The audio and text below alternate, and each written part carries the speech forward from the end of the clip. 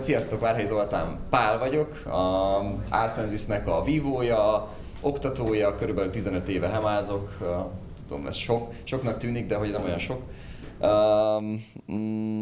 Mit kell rólam tudni? Voltam én már minden is, ugye, hogy szokták mondani, elnöktől kezdve. Szóval különböző jártasságom vannak, ez leginkább azért van, mert szeretem magamat szórakoztatni, meg úgy általánosan érdekel minden. Jó, amit én hoztam, készségfejlesztés, párhuzamelemzés, kócsolás. Ez a címe. De egyébként már annyi címe van ennek az egész anyagnak. Igazából, amit el tudok mondani, az az, hogy ami egy kicsit fogok ennek az egésznek a háttéréről mesélni, és utána majd megértitek szerintem, hogy mi ez az egész, meg honnan jött, meg aztán elmondom a hübriszt, meg a biaszt, jó? Oké. Első felvonás. De miért? Jó. Miért csináltam, vagy mi ennek az egésznek a háttere? Ugye, azért, hogy elmondjam, hogy mi a háttere, akkor először azért elmondom, hogy miről van szó, vagy miről lesz most szó. Én dolgozgatok egy olyan anyagon, ahol próbálok rendszerezetten valami anyagot csinálni magamnak, de nem csak magamnak, hanem bárkinek, akit érdekel, és nagyon szeretem meginvitálni az embereket, akik ebben mind benne vannak, hogy beletegyék a saját dolgukat, és ennek az egész anyagnak az lenne a lényege, hogy legyen valami rendszerezett dolog, onnan indult az egész, ezt majd el fogom mondani, hogy legyenek rendszerezett gyakorlatok, ahol bizonyos dolgokat tudunk gyakorolni, ami a HEMA-hoz kapcsolódható, fejlesztés címén. És akkor ez ebből indult ki, és ebből nőtte ki magát egy kicsit több mindenné, de ez a lényege az egésznek, jó? Tehát ez a valami, hogy legyen egy ilyen feladatgyűjtemény, egy ilyen kompendium, talán így lehet mondani, és én akkor lennék a legboldogabb, hogyha ezt nem csak én csinálnám, hanem mi csinálnánk, és akkor vagyok igazán boldog, hogyha bárki, akit érdekel, és hasznot lát benne, az viszi, jó? Tehát ez ingyen adom, nincs várhelyi rendszer, nem kell megvenni, nem kell subscribe-olni. Jó, honnan jött ez az egész? Még. De nagyon remélem, hogy soha nem fog kelleni. Jó? Itt ez a gyönyörű kép, cirka 2014, engem láthattok akkor, amikor még cuccom se volt az edzőtáborunkban. Ugye így kerültem be a tévébe, abban az évben kijött a Salgótarjányi TV, csinált velünk interjút, és ezt a fantasztikus vágóképet sikerült produkálnom. Jó, ugye ez ilyen, lehet látni, hogy már elkezdtek megjelenni azért a vívó felszerelések, csak én voltam még csóró egyetemista. A lényeg, hogy amiért el akartam, vagy amit itt ennél a képnél akarok mondani, az az, hogy én elmentem edzőtáborba, és én nem tudom, hogy ki hogy van ebben, vagy ki hogy van a saját magának a büntetésével, vagy jutalmazásával, vagy motivációjával. Elkezdtem vívni, és általában, amikor elkezdek valamit, akkor nagyon megbocsájtó vagyok magammal, mert akkor meg tudom magamnak mondani, hogy jó, most kezdtem teljesen oké bénának lenni. Egészen addig, amíg el nem jutok egy olyan szintig, amikor azt érzem, hogy jó vagyok benne, vagy jónak kéne bennem, vagy már elég időt tettem bele. Onnantól kezdve nagyon büntető leszek magammal kapcsolatban. És ugye eljutottam oda a hemába, eljutottam oda a vívásba, hogy bármikor, amikor valaki megzupált, akkor mindig az volt, hogy hát ma megint megvertek, nem értem meg, mit tudom én, és tök ideges voltam, tehát hogy ilyen anger management issue-t lehet nyugodtan mondani, tehát hogy voltak riportok rólam, hogy a földhöz vágdasom a kardomat, meg ilyesmi. Ugye van ember, akit ilyen miatt tanácsoltunk el, vagy pedig érted, tehát ez nem szép dolog. De hogy nem tudtam ebben mit kezdeni, ezt meg kell tanulni.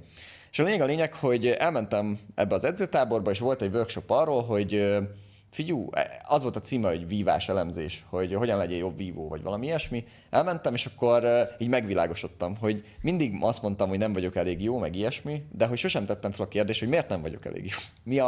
Mi az oka, hogy nem vagyok elég jó? Tudom, ez ilyen nagyon alapnak tűnik. Minden, amit ma fogok mondani, ezt most elmondom, disclaimer, rohadtul alap lesz, jó? Semmi újat nem fogok mondani.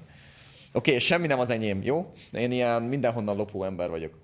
Jó, és akkor utána emellé még hozzátartozik az, hogy elmentem, ilyenkor kezdett kibontakozni az, hogy szükség lehet jobb bírókra, vagy szükség lehet arra, hogy ilyen HEMA rendezvényeken legyenek valakik, akik meg tudják ítélni, hogy mi történik. És akkor 2014-ben mi meghívást kaptunk a VVOC-ra a Colin által, aki ma már említve lett. Nem a világ versenye volt, nem a világ bírói voltunk, de hogy valami kezdet volt arra, hogy elgondolkozzunk azon, hogy lehetne, hogy ezt a bíróképzést lehet, hogy képezni kellene tényleg. Vagy ezt a bíráskodást ezt nem csak én ad hoc csinálni kéne, hanem képezni kellene. Ez 14-ben volt. Jó, egyébként máshonnan, tehát hogy ezt hozzá kell tennem, hogy ez mindenhol, tehát hogy ez mindenhol zajlik ez az evolúciót, nem vagyunk ilyen se snowflake-ek, se lavinaindítók, semmi ilyesmit, egyszerűen nálunk is megtörtént ez. Jó. És akkor mentünk tovább a cuccokkal, ugye történtek a dolgok, MHS, ugye, egy kis reklám. Voltunk versenyeken, változó mértékkel voltam rosszabb vagy jobb, vagy ilyesmi, és igazából mindig volt valami, azt az időszakomat éltem, amikor már egy kicsit jobb voltam abban, hogy elgondolkozzak, hogy miért vagyok rossz, de még mindig ott voltam, hogy emberek lehettek magasak, meg hosszúkarúak, és akkor azért nem voltam eredményes, mert mindig volt valami. Oké, és akkor ez csak egy vicces kép, ahogy a Tamással meg a Csabával szórakozunk egy edzőteremben. Ez még nem akkor volt, amikor elkezdtem edzeni, csak amit akartam vele szimbolizálni az az, hogy ugye amit mondtam is, hogy 2020-ban bezártak minket, elkezdtem avval foglalkozni, csak így. Tehát annyi munka után az volt az egyetlen örömöm, mert be voltunk zárva, amennyit csinálnom kellett, hogy valamit sportoltam. És elmentem kifutni, és rájöttem, hogy milyen rossz állapotban vagyok, és egy tök érdekes dolog történt velem, hogy én motivált lettem, hogy jobb legyen, de nem úgy, hogy ilyen kényszerből, hanem hogy vajon hova tudnám ezt elvinni? Vajon 15 perc lépcsőn futásból, ahol megdöglök, mit tudok kihozni? És egyszerűen nagyon durva, amikor az embert elkapja a gépszi, hogy érzi, hogy egyre jobb és erősebb és durvább dolgokat tud megcsinálni, és akkor mindenki így döglődik körülötte, ő meg így röhögve, mit tudom én, még a púzusa meg se üti a 80-at. Szóval nagyon durván el lehet ebbe szállni, de ez egy kétélű pengelben, nagyon vigyázni kell, mert addiktív lehet a sportolás egészen az egészségtelen szintig. Jó? Na mindegy, és akkor utána igen, ugye a diplomám biológus, elmentünk, mint ahogy nálunk az Egyesületbe szoktuk, hogy legitimáljuk az oktatásunkat, így törvényesen is, ezért e-fitness instruktori, sportoktatói képzéseket szoktunk csinálni. Ez az én csoportom volt, akikkel megcsináltuk, és ugye jött ez a Covid, és akkor ezt a sok mindent, ami már bombázott, meg a sok minden, amit hallgattam, az így elkezdett csapódni bennem, hogy ebből kéne valamit csinálni, hogy kéne valami olyasmit csinálni többféleképpen is, ahol lehet, hogy ezt összefoglaljuk, vagy lehet, hogy más embereknek is tudok ilyen gondolatébresztőt adni. Tehát ezek, amit akartam ezekkel a képekkel mutatni, az nem az ilyen elharapódzó egoizmusom, ami amúgy egyébként létezik. De hogy amit azt meg akartam mutatni, hogy volt egy csomó kicsi input, amiből az jött ki, hogy kéne csinálni valamit, kéne csinálni valami anyagot, vagy ezt össze kéne foglalni. Igen, és akkor amit tudok mondani, ugye visszareagálva arra, amit beszéltünk, jöjjenek a közhelyek. Ugye, hogy Konfuciusz is mondja, remélem, hogy tényleg mondta ezt, mert ugye már nem lehet tudni az idézeteknél, mert legenerálja az AI, meg mit tudom én, de hogy akkor kezdődik ugye a bölcsesség, amikor elkezdjük a dolgokat a nevükön hívni. És ennek az egész anyagnak az a célja, hogy hívjuk a dolgokat a nevükön, jó? Tehát ezeket a dolgokat szinte biztos vagyok benne, hogy mind csináljátok, amiről most beszélni fogok. De lehet, hogyha egy kicsit tudatosítjuk, vagy pedig lehet, hogy tudatosabban csináljátok, akkor nagyobb eredmény lesz belőle, jó? Oké. Elméleti háttér. Ahogy mondtam, ez egy ilyen gyakorlatgyűjteményként indult, de aztán utána azt a sok mindent, amit tanultam így az évek alatt, azt elkezdtem összegezni, felfűzni, máshonnan inspirálódni, tőletek inspirálódni, anyagokból inspirálódni, csak szétnézni a neten, és akkor elkezdtem írogatni bele dolgokat, és akkor ennek az egésznek az lett a lényege, hogy valami modellt alkotni kéne, valami rendszert alkotni kéne, ahol csak aki most beszáll ebbe a dologba, ne kelljen azt csinálni, hogy ennyi inputtal összeszedi a dolgokat, hanem kapjon valamit, kapjon egy ilyen csomagot, amit hogyha átolvasgat, akkor el tudja kezdeni a saját munkáját. Ez egy nagyon fontos része szerintem a dolognak, hogy ez nem egy ilyen end-all, be-all dolog, tehát nem arról szól, hogy most én meg fogom mondani a tutit, és csak így lehet élni. Ez az anyag, ez arra tök jó, hogy szerintem, hogyha nem vívtál 15 évig, vagy 20 évig, akkor így kicsit felvedd a fonalat, hogy kapj egy ilyen alapot, és akkor utána minden mást azt valószínűleg magadnak kell megcsinálni, mint ahogy egy kicsit beszéltünk is ugye erről, hogy személyre kell szabni a dolgokat. Ez ma már sokszor elhangzott, és nagyon nagy igazságnak tartom.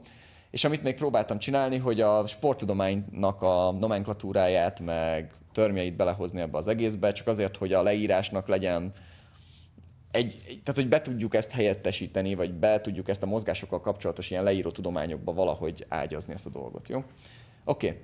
És akkor ebből az egészből az a legviccesebb, hogy végighallgattam, ugye visszahallgattam tegnap, így próbálkoztam bemutatózni, voltunk Székesfehérváron, azért nem voltam, de nem magyarázkodni akarok, és visszahallgattam a dolgokat, és így tök örültem például Krisztának az előadásának, mert azokról a dolgokról beszéltél, ugye lehet is látni majd itt ugye technika, taktika, stratégia, tehát semmi másról egy tök jó dolgokról beszéltél, amiket én egy kicsit talán máshogy közelítek meg, de nagyon remélem, hogy bele tud így illeni ebbe az egészbe, mert ezeknek a konferenciákban ez a legjobb, hogy ilyen tehát hogy ilyen puzzle elemek kiegészítik sorry, akik bent vagytok virtuálisan, puzzle elemek kiegészítik egymást, jó?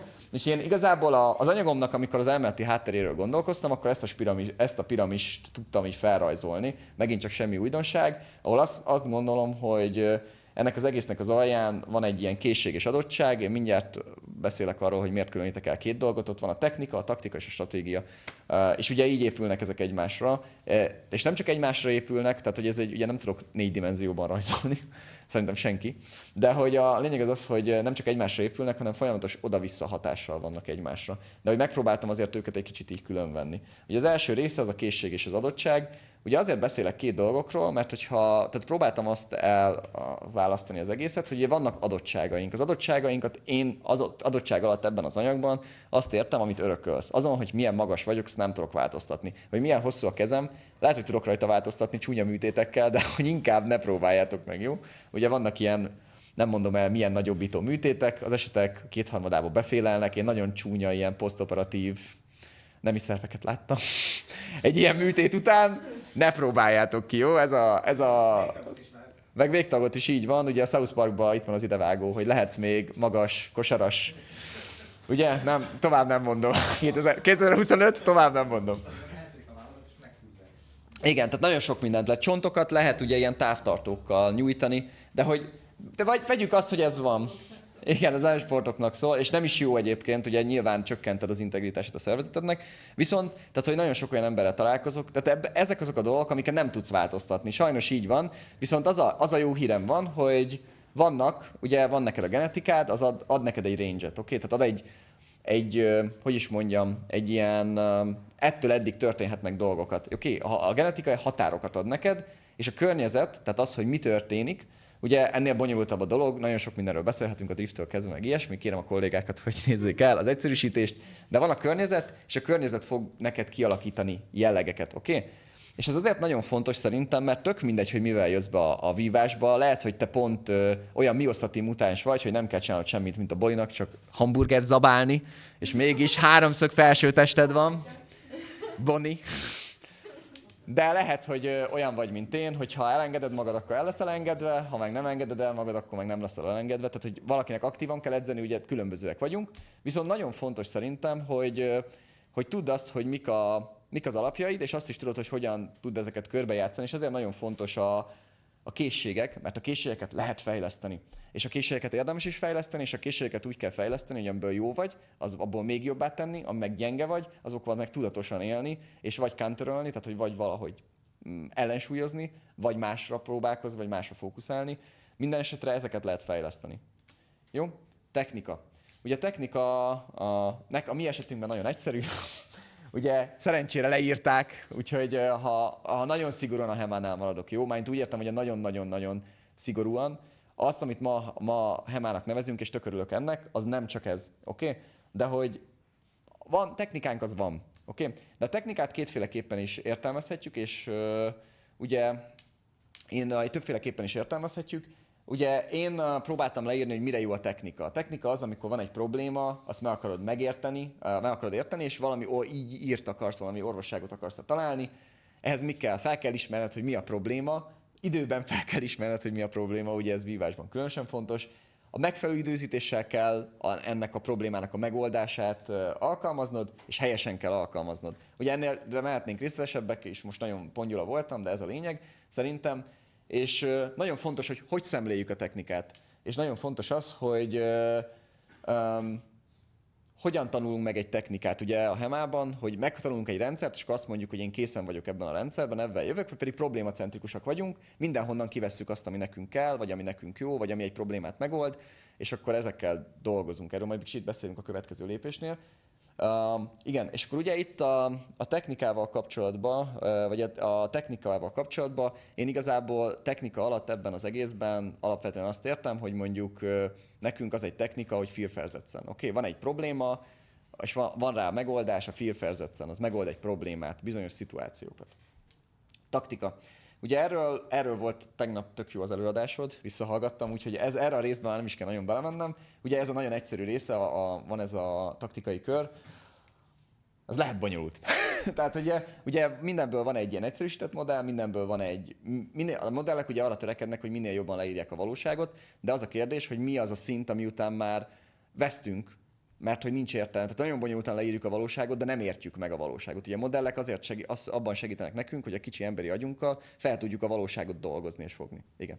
Csak egy közbeszúrás, hogy csak nyugodtan. Nem is mindegy, hogy kinek, mert mondjuk egy vívónak Ez olyan sokat önmagában nem, de például egy edzőnek, amikor gondolkodsz rajta, hogy állítod össze, Pontosan. egész más. Igen, mindennek van egy célja. Szóval ez nem így van, ez egy nem feltétlenül probléma, hogy ez van, csak tud hogy mit és mennyit és mikor akarsz használni. Oké?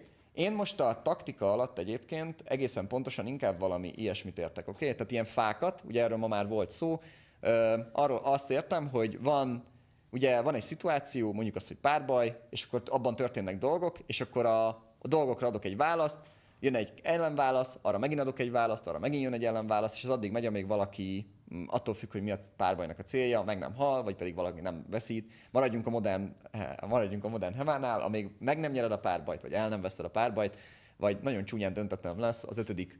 double vagy a dupla rendszer. Jó?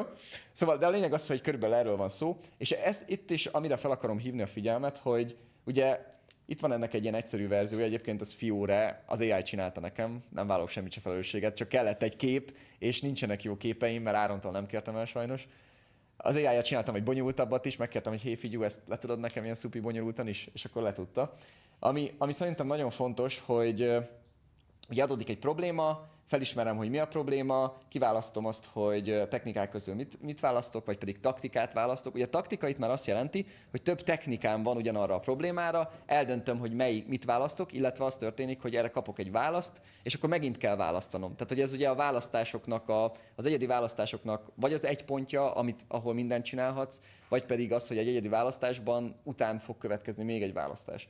És itt, amire felhívnám a figyelmet, vagy ami szerintem nagyon fontos, az a több néha kevesebb. Ugye erről szerintem te is beszéltél kicsit tegnap, Kriszta, hogy ugye sebesség, analízis, paralízis, tehát lehet, hogy én vagyok a világon, az összes technikát tudom, amivel meg lehet törni egy felsőütést, de hogyha beragadok arra, hogy melyiket csináljam, és közben fejbevágnak, akkor nem nyertem.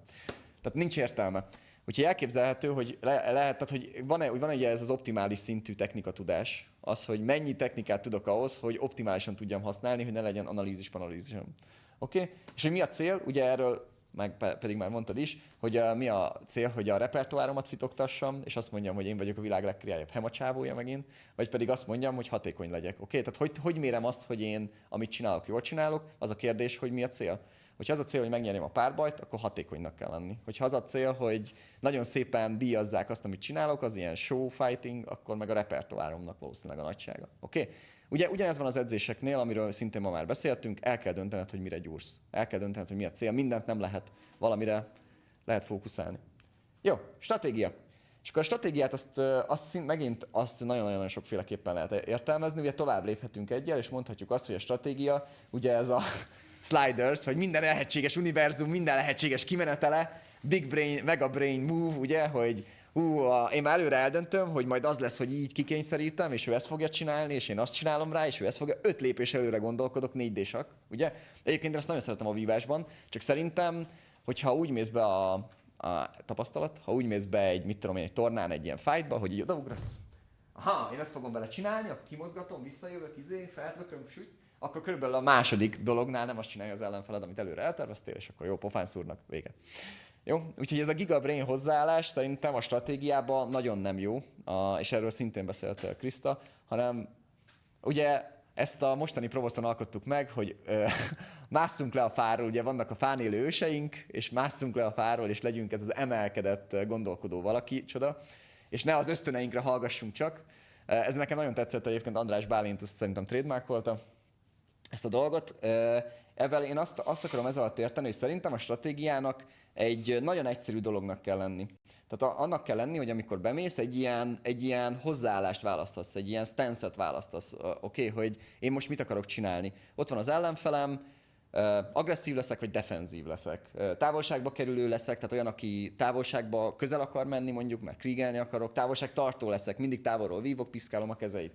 Első szándékból akarok vívni, vagy többet szándékból akarok vívni. Ilyeneket érdemes eldönteni, mert ha ennél mélyebbre mész, akkor azt gondolom, hogy nagyon sok erőforrást pazarolsz olyan dolgokra, aminek nincs értelme.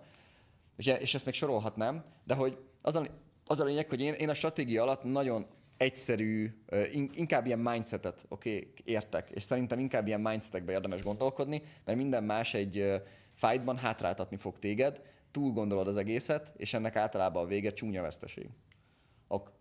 És ami nagyon fontos, ugye, ehhez, hogy mindig elemezni kell a környezetedet, tehát a vívó társadat. Nem tudsz stratégiát választani úgy, hogy én oda megyek, és azt mondom, hogy én agresszív leszek. És ott van egy olyan ember, aki 5-ször gyorsabb nálam. Nem fog működni. Lehet, hogy főleg, hogyha meg nem védekezik jól, de én meg jól védekezek, és akkor a hárítási riposztok jól mennek.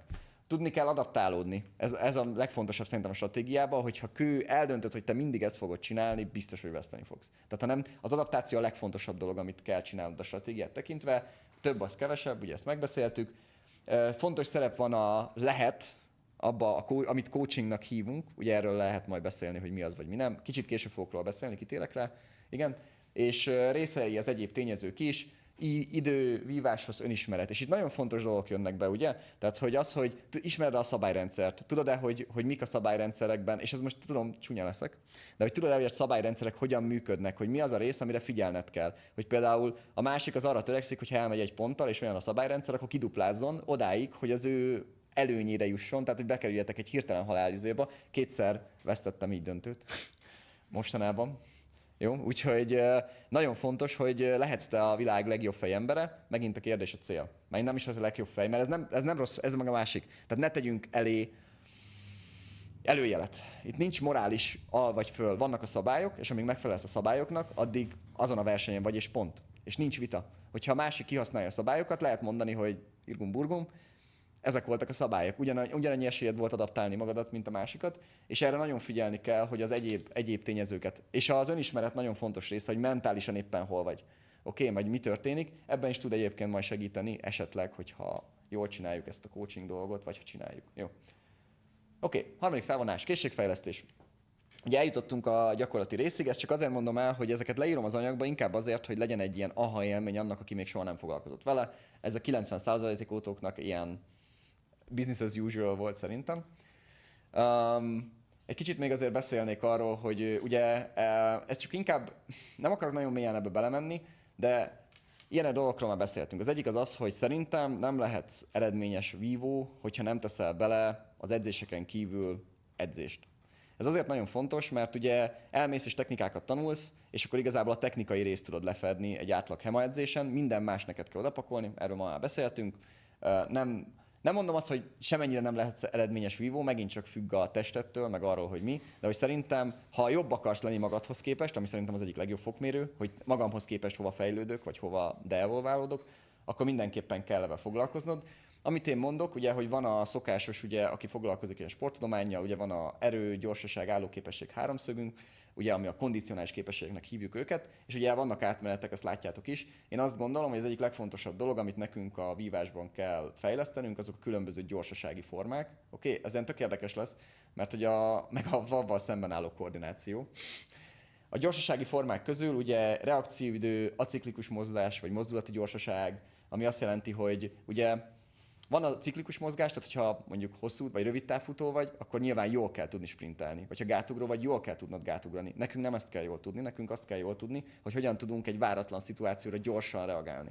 Ugye aciklikusan, egy ilyen ciklikus mozgásból kilépve jól reagálni. Gyorsulás, lassulás, ugye nem csak az a fontos, hogy jól tudjak felgyorsulni, hanem az is, hogy tudjam, hogy mikor kell lelassulni, vagy mikor kell nagyon stabilnak lenni. Döntésgyorsaság legfontosabb, ugye, hogy ne toljuk túl a kretént, nem kell túl gondolni, hanem el kell találni ezt a sweet spotot, amikor eleget gondolkodsz, de nem annyira sokat, hogy belassítsd magad. Oké, megint csak semmi újat nem mondtam. Jó, és ugye nagyon fontos az, hogy milyen edzéseket csinálsz, ezt már beszéltünk róla, hogy szerintem az egyik legjobb edzés, tehát úgy van, hogy a legkevesebb, hogyha nagyon kevés időd van, a legkevesebb dolgot, és amit a legtöbbet tudsz, a legkevesebb idő alatt a legtöbb dolgot tudsz, akkor olyan dolgokat csinálsz, mint az ilyen köredzések, az ilyen, gyorsan akartam mondani, emlegettük ma már többször. Tessék? High intensity interval training, tehát amit HIIT-nek ugye hívtunk hitnek, high intensity interval training, tehát olyan tréningeket kell csinálnod, ahol gyorsan fel tudod pörgetni a szervezetedet, nagy erőforrással, ezzel még tudsz ugye muszkoszkeletálisan is, tehát a vázizomrendszeredet tudod fejleszteni, de utána nagyon gyorsan le is kell magadat állítani. Mert ez az, ami a legjobban hasonlít a vívásnak a terhelésére, ahogy jelenleg csináljuk. Bemész, kijössz, pihenő. Bemész, kijössz, pihenő. Az a legjobb, hogyha rögtön fel tud kapcsolni 100-ra az idegrendszered és a keringési rendszered, és rögtön le tud kapcsolni 0-ra, amikor le kell, hogy minél több energiát konzerválj. Hát igen, annyira nem, jó? Oké.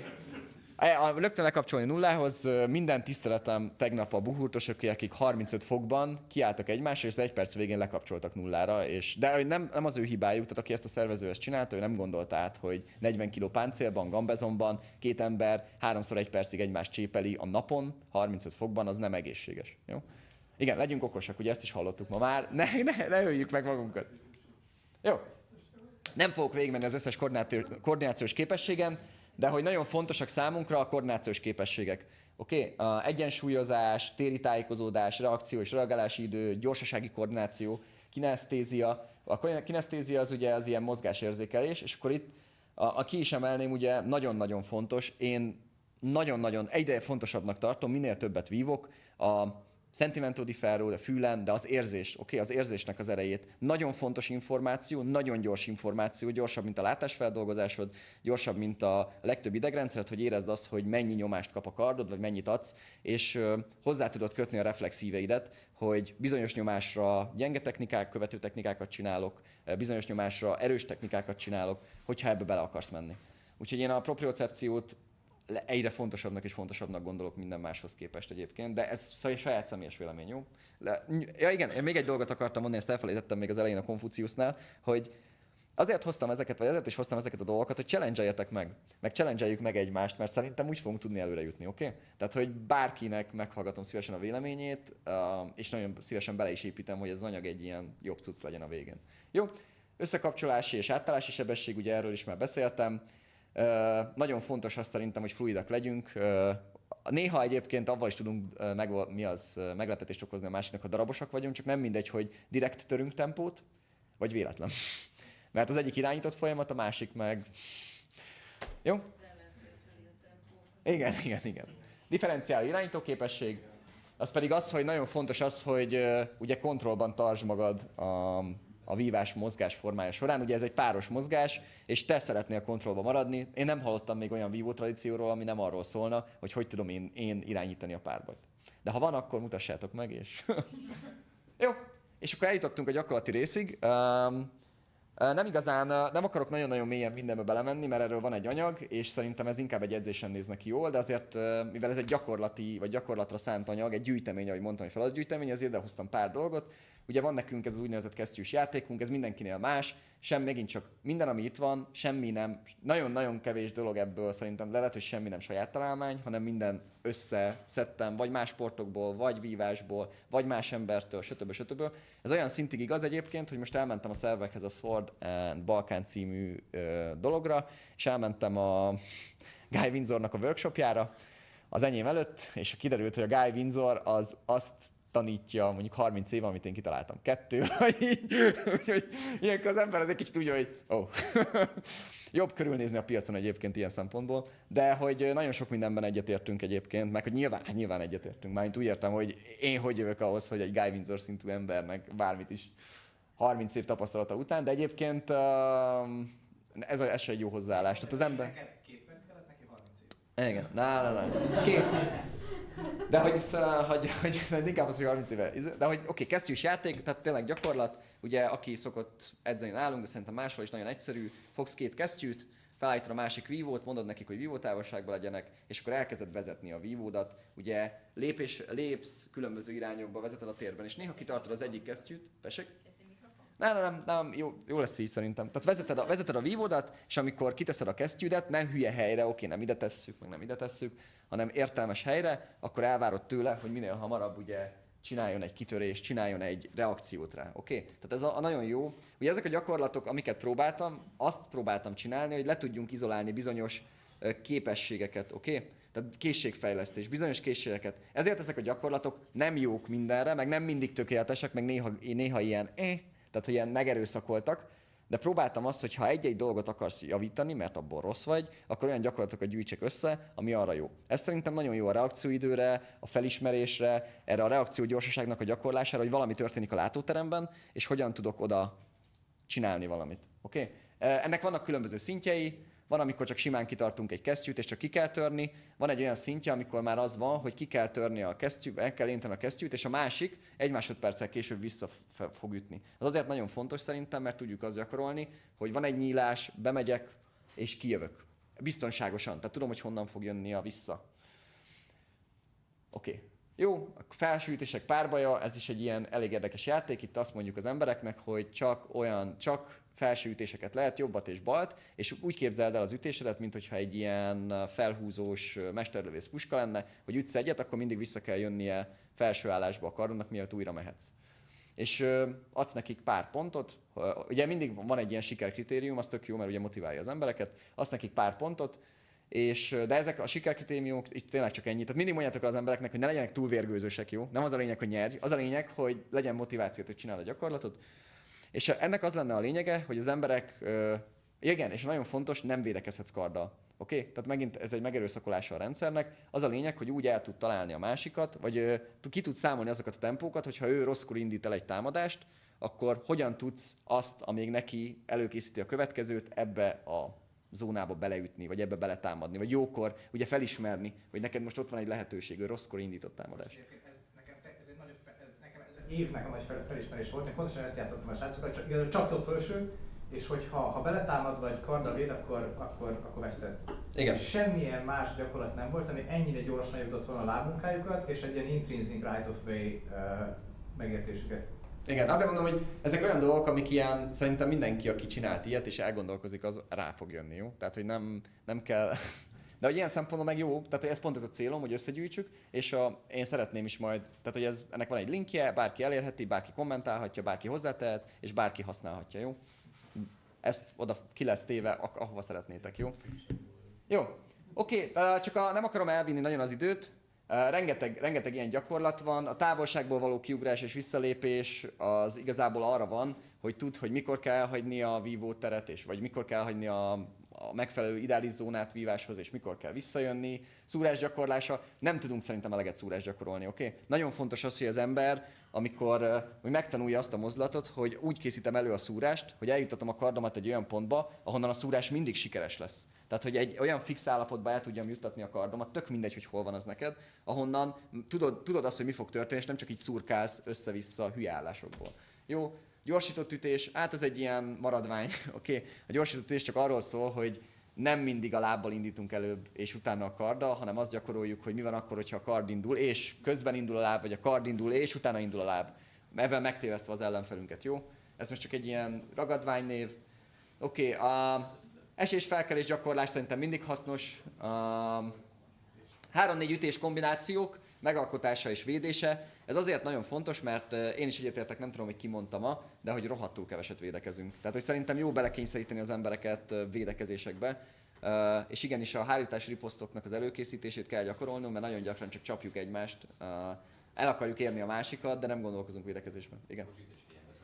Különösen a kezdőknél, én leginkább magamon, de a többi kezdőtársam is nagyon észreveszem, hogy ez a önvédelmi ösztönöz, valahogy és mindig duplázás a vége, mindig. Igen. Az önvédelmi ösztönre egyébként szerintem nekem legalábbis az változtatott sokat a felfogásomon, hogy a cél a vívásnál, tehát nem akkor nyertél, ha pontot szereztél a másikon, hanem hogy ő nem szerzett rajtad. Igen. Én ezt úgy hívom, hogy a primary direktív, ugye mint a robotzsaru. Én mindig ezt mondom az embereknek, az elsődleges direktíva az az, hogy ne találjanak el, oké? Ezt beszéltük is itt, hogy nem a legjobb dolog ez a úgymond mérgezett kard, vagy mérgezett hegy, de hogy jól szerintem ez egy nagyon jó dolog, hogy úgy érjek el találatot, hogy engem biztos ne találjál el, és onnantól kezdve dolgozok azzal, hogy én viszont azt a mindenit, eltaláljam a másikat. Jó, ez ilyen gyors lesz. Szóval van egy csomó ilyen gyakorlatom, jó? Nem akarok most leragadni, nagyon szívesen beszélgetek ebben, menjünk egy kicsit tovább, mert még van 2 dolog, amiről beszéljünk. A biciklinek az őrész biztonságban helyezte, nagyon köszönöm neki innen is. Most megy érte, Hova tűnt megölte az előadásomat a... Hát lehet. Köszönöm. Ja. Jó. Okay. Jó, itt egy képet láttok, ahogy éppen az egyik ilyen gyakorlatot gyakoroljuk a Bencével. Itt azt hiszem éppen az volt a gyakorlat, hogy ilyen kombinációkat hogyan tudsz kivédeni, és akkor esetleg úgy van, hogy 3-4 tempó után mi az, amit tudsz csinálni. Ami nagyon fontos, és ez tényleg nagyon fontos, hogy egy dolgot kérlek értsetek meg szerint, vagy értessetek meg az oktatottjaitokkal, hogy nem kell gyorsnak lenni. Oké, ezt annyira nehéz az embereknek megmagyarázni, még magamnak is. Nem kell gyorsnak lenni, nem akkor jó egy gyakorlat, hogyha nagyon gyorsan meg tudom csinálni, akkor jó egy gyakorlat, hogyha újra és újra és újra begyakorolom a jó formát, és majd utána tudom gyorsan megcsinálni. Majd utána gyorsítok. Első a forma, utána a sebesség. Igen. A másik, ami számomra nagyon nehéz megtanítani a diákoknak, hogy vannak gyakorlatok, ahol az egyik félnek csak az a feladat, hogy a megfelelő inputokat biztosítja a másiknak. Nem kell nyerned, nem kell bedobnod a megfelelő countert. Jó, hogy nem látok hátrafelé.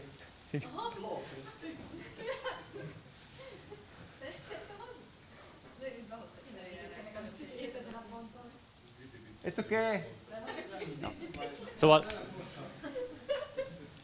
Igen, bocsi, ne haragudj, folytasd kérlek.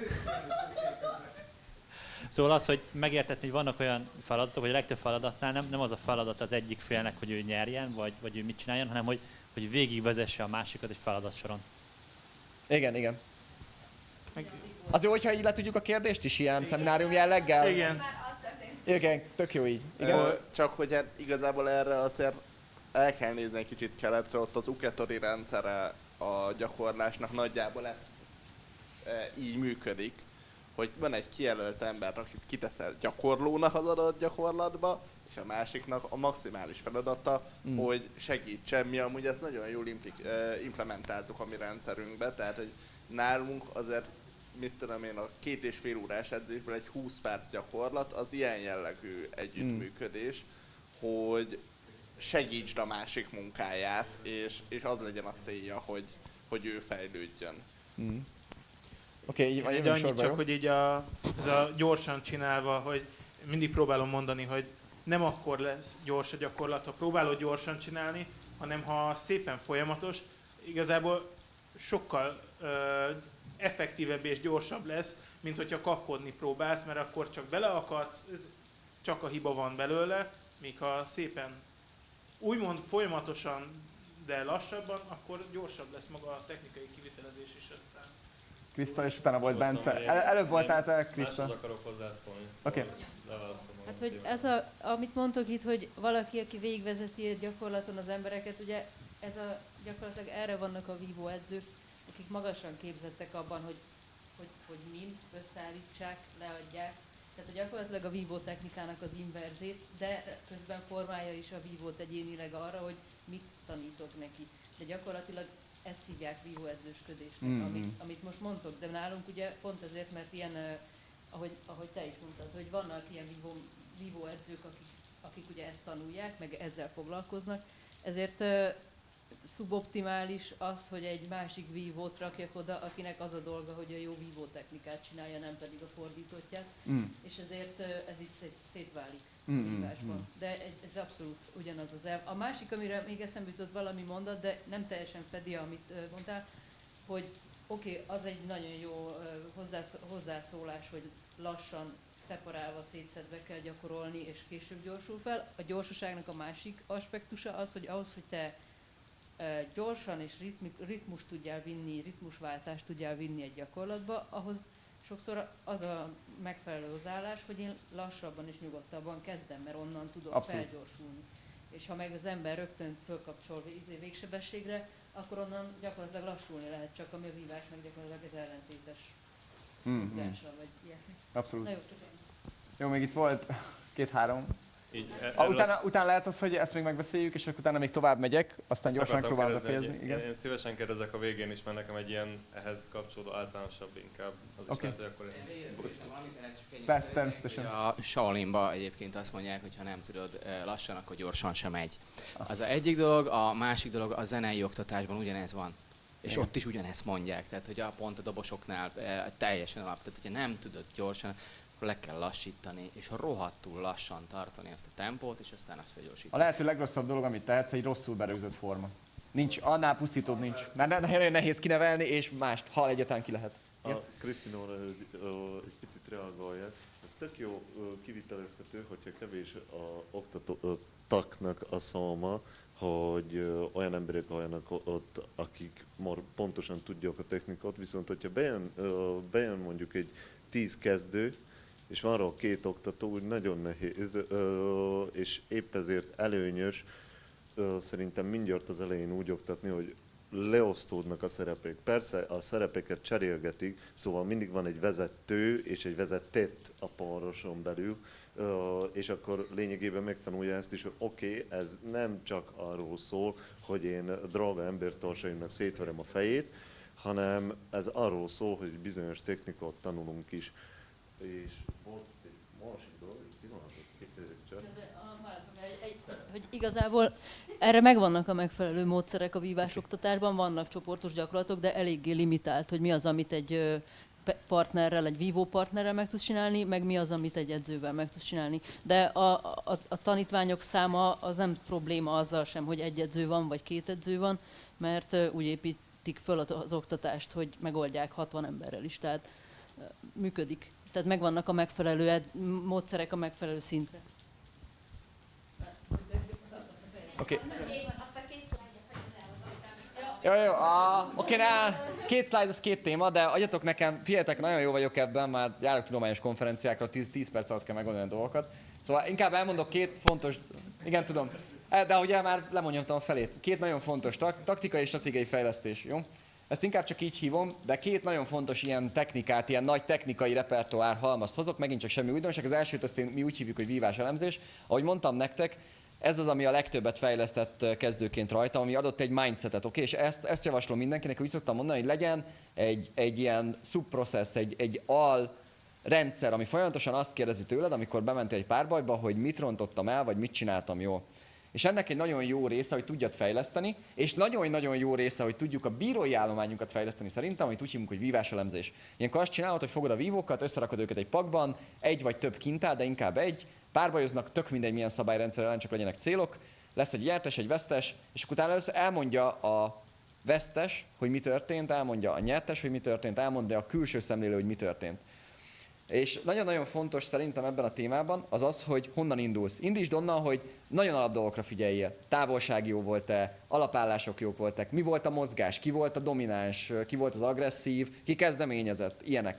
És ezt odáig el lehet jutni, hogy fel lehet odáig eszkalálni, hogy azt mondja már mindenki, hogy oké, akkor történt egy, mit tudom én, megnevezi a technikákat, történt egy jobblakkilépés, egy kereszt, egy felsőütésre, utána lecsúsztatta, nem volt jó az ütés, ezért átjött a másik oldalra, onnan is történt egy kereszt, erre bevédett, és akkor le tudod kötni, visszajött és megszúrta egy hátralépéssel. Na, el lehet odáig jutni, hogy le tudod írni, hogy mi volt az utolsó asszónak a teljes akciókészlete. És ezt úgy tudod megcsinálni, hogy szépen lassan bővíteted velük azt, hogy mit mondanak el egy párbajba. A másik, ami nagyon figyelj, hogy viszont ne legyen belőle tej a délután. Tehát ne az legyen belőle, hogy ott állnak és 5 óráig arról beszélgetnek, hogy mi történt. Nem ez a lényeg, ez az egyik. A másik pedig, hogy nagyon fontos, itt nem célod az a víváselemzésnél, hogy tanácsot adja másiknak. Az emberek imádnak tanácsot adni. Bele fognak abba csúszni, hogy azt fogják mondani, hogy szerintem ott jobban ki kellett volna lépned. Nem ez a lényeg. Objektíven írd le, hogy mi a valóság. Írd le, hogy mit láttál. Objektív. Te mit láttál? Oké, nem szubjektív, mert láttad, de hogy írd le, hogy mit láttál, oké? De hogy azokat, amik objektív tényezők.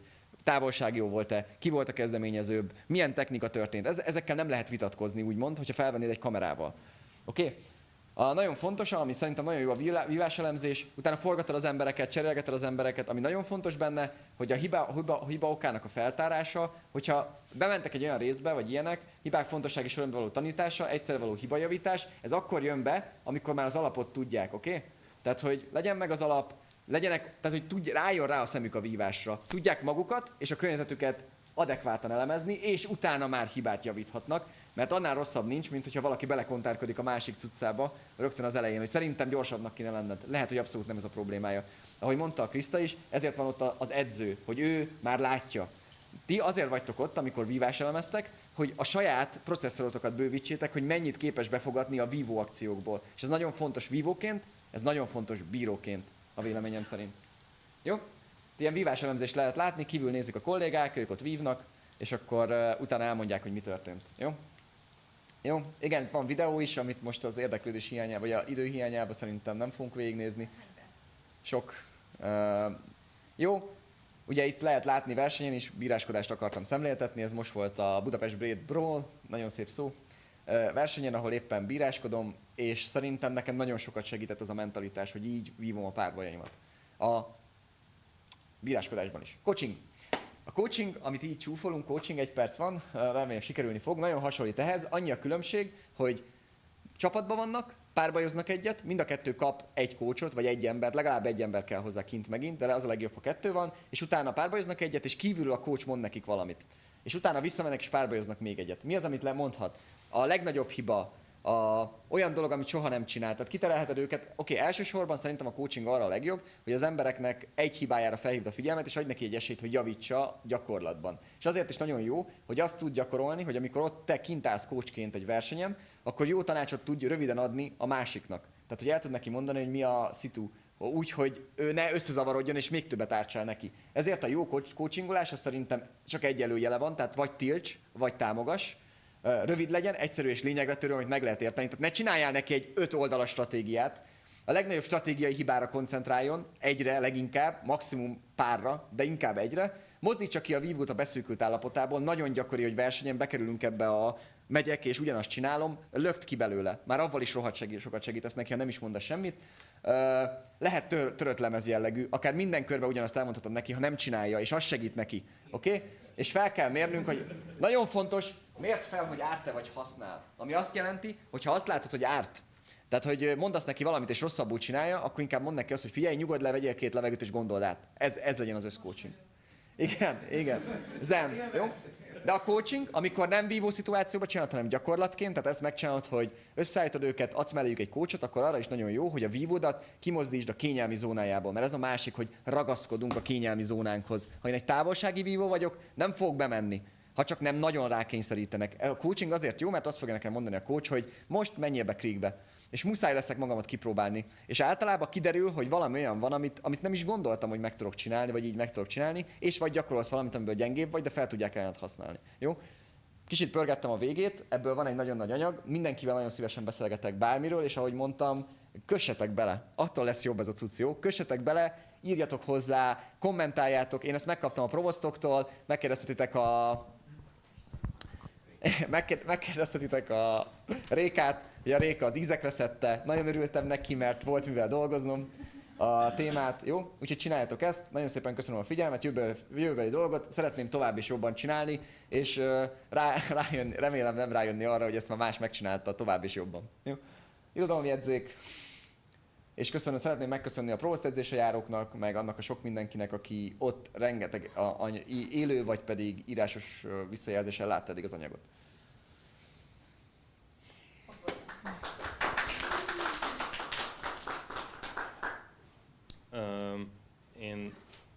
Nekem nagyon sok lett. Semmi baj, figyelj, ha itt nem sikerül, és nem tudunk itt is utána beszélni, de itt is maradhatok, ha nem tudunk utána beszélni, keressetek meg, jó? Tehát tök nyitott vagyok bármikor kólokra, meg jó? Nekem az első az igazából azt hittem, hogy csak az egyik témához lesz, de végül is mindegyikhez igaz, hogy tehát hogy ez tök jó, de amikor én kicsit így ebben szerintem az a nehéz, hogy amíg nincs egy olyan ember, aki ezt tudja validálni, addig ez nem biztos, hogy segítség tud. Tehát hogy lehet bemérni azt, hogy ami történik, az biztos, hogy segít-e.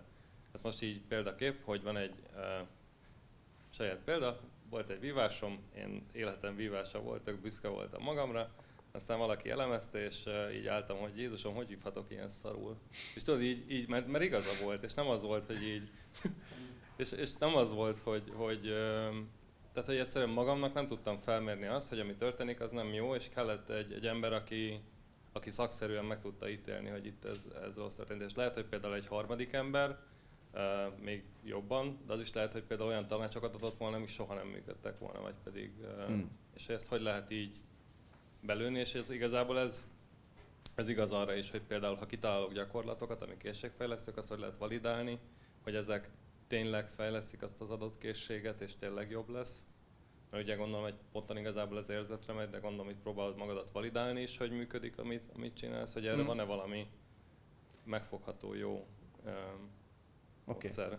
Az első kérdésre a válasz, hogy ezt az egészet, tehát hogy most lehet, hogy ezt nem emeltem ki eléggé, de ugye ez egy kicsit egy ilyen oktatásmódszertani workshop. Tehát én azt gondolom, hogy, vagy legalábbis ez egy oktatásmódszertani dolog volt, én azt gondolom, hogy ha nem vagy magadba biztos, meg azokba, akikkel vívsz, akkor lehet, hogy többet ártasz, mint használsz. Hogy kell egy szó, ebbe igazad van, kell egy source, egy olyan tapasztalt ember, akinek a véleményével megbízod, vagy pedig ilyesmi. Az a legjobb egyébként, hogyha ezt többféle emberrel csinálod, többféle környezetben. Oké? Tehát, hogy ha nem bízol magadban, és nem bízol a barátaidban, de akkor nem ajánlom. Tényleg nem ajánlom, hogy coachingoljatok, mert többet ártasz, mint használsz. De ha azt gondolom, hogy van egy ilyen referencia személyed, vagy több referencia személyed, akkor megcsináljátok. Ez egy módszertani dolog nekik is. Oké, ez egy eszköztár. Ez az egyik. A másikra pedig az a válasz, hogy úgy tudod validálni, én úgy csinálom, hogy kitalálok mindenfajta hülyeséget, meg összeszedek mindenfajta cuccot, aztán ráeresztettem az emberekre a Provoston. És akkor az emberek, amikor azt mondták, hogy ez marha nagy baromság, akkor azt kivettem. Tehát, hogy lehet még tudományosabb, mondhatnám ezt, hogy majd az embert visszatérjük saját magához képest, és egy ideális világban ezt csinálnám. Csak sajnos nem ez a munkám, és nincs annyi időm, hogy minden mérést meg tudjak csinálni, ezért a szubjektív érzésre tudunk menni. De hogyha 10 embert beleteszel, vagy 20 embert, vagy 50 embert, és szubjektívre abból 49 azt mondja, hogy ezt kaki, akkor vedd ki. Ha 35 azt mondja, hogy ez rohadt jó, de ezt kéne csinálnod, akkor alakítsd át.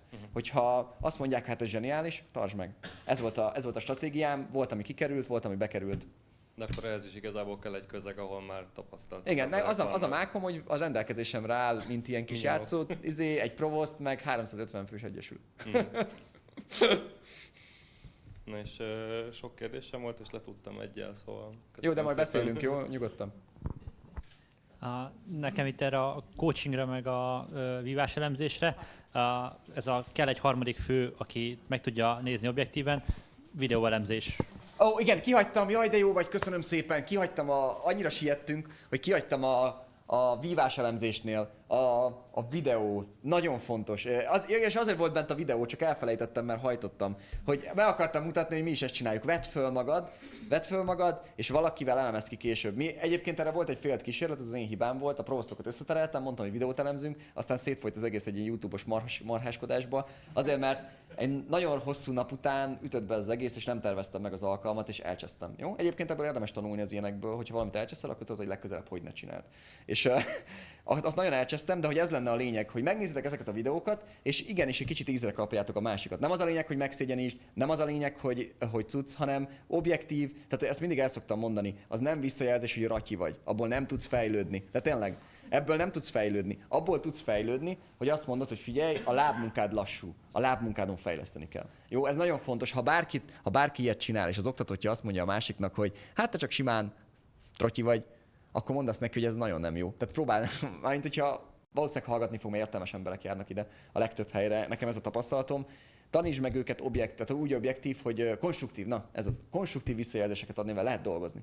Ja, de hogy erről igen? volt az előadásom, csak arra akartam visszakapcsolni, hogy tegnap volt erről egy előadás. Igen, másik meg Dávid itt poénból megjegyezte, hogy versenyen az, hogy nyugodjál meg, még ne legy ideges, meg játsszál. Tehát nekem például ilyet nem mondj nekik. Ez szerintem borzalmas. Mármint, de erre akartam visszacsatolni, hogy nekem például a videóelemzésben nagyon sokszor kijön az, hogy ha elkezd tétre menni a dolog, befeszülök. És akkor például ez szokott lenni, hogy akár az egyik diákomat valakit odaállítok, hogy ha versenyen, akkor csak ameddig a bíró szöszmötte vagy valamit csinál, jöjjön oda, veregessem a vállamat, és figyelj, játszol.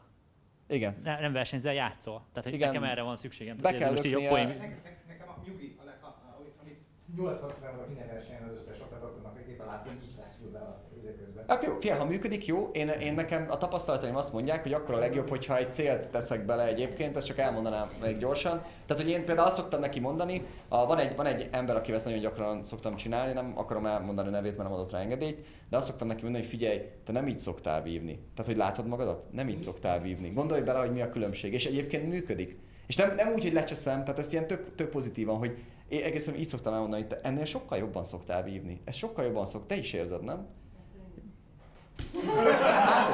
Sajnálom, különbözőek. Látod, én azt tartanám kevésnek, hogy nyugi, mert az olyan, hogy nyugodjál le, mert akkor attól nyugodt leszel, igen. De hogy valakinek ez működik, valakinek az. Ezért is nagyon fontos, hogyha valaki mellé odaállsz, hogy hogyan kócsolod, akkor az első az, hogy megkérdezed, hogy mi az, amit mondhatsz, és mi az, amit nem. A másik meg az, hogy ismered. Legalábbis próbáld megismerni, hogy idő után jobban csináld.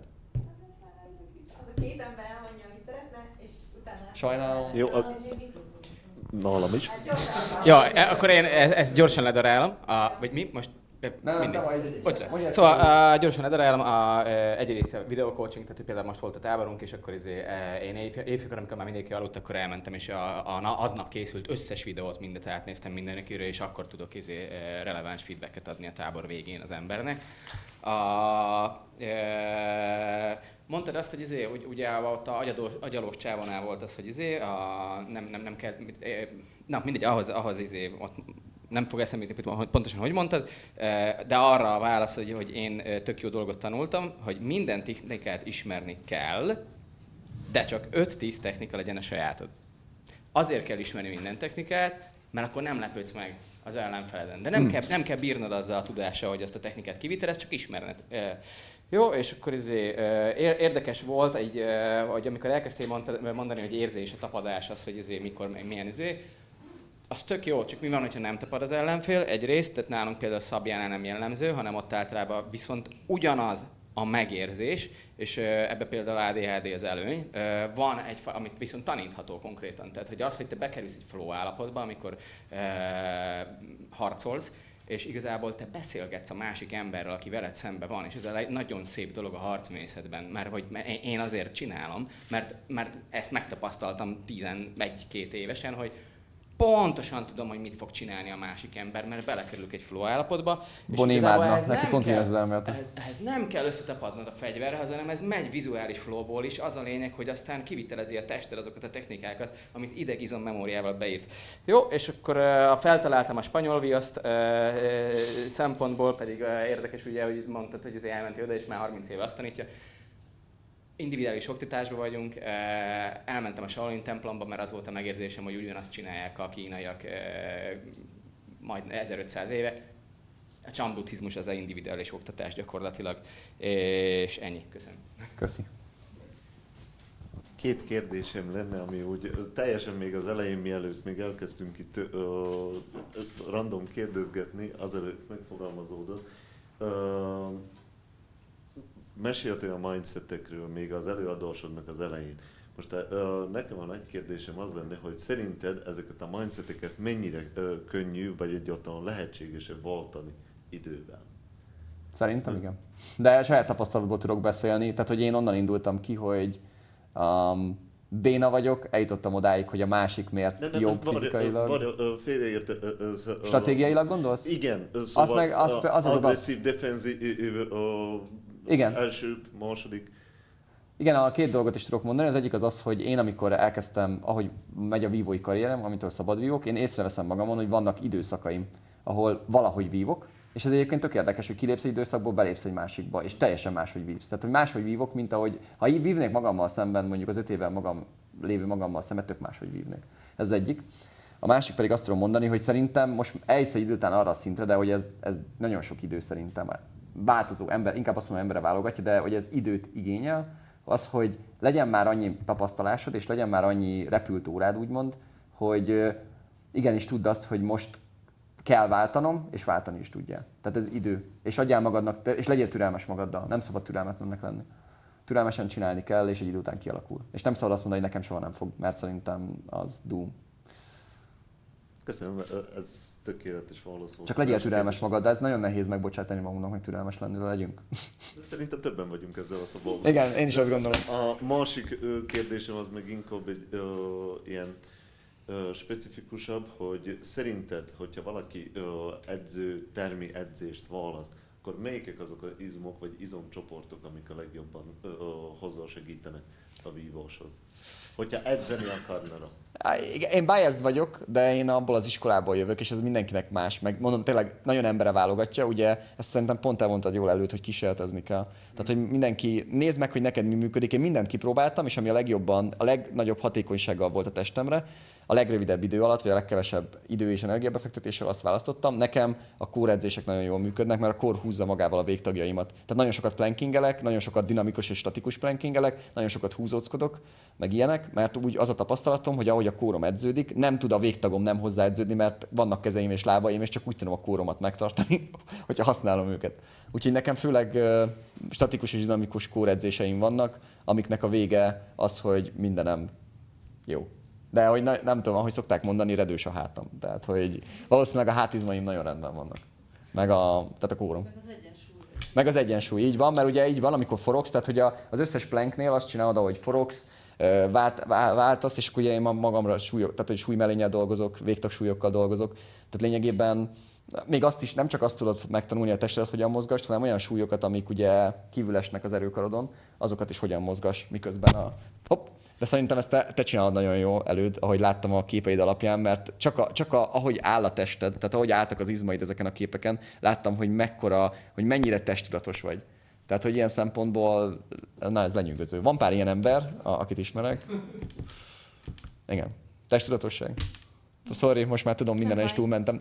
Nem baj, egyébként szerintem nagyon tanulságos volt.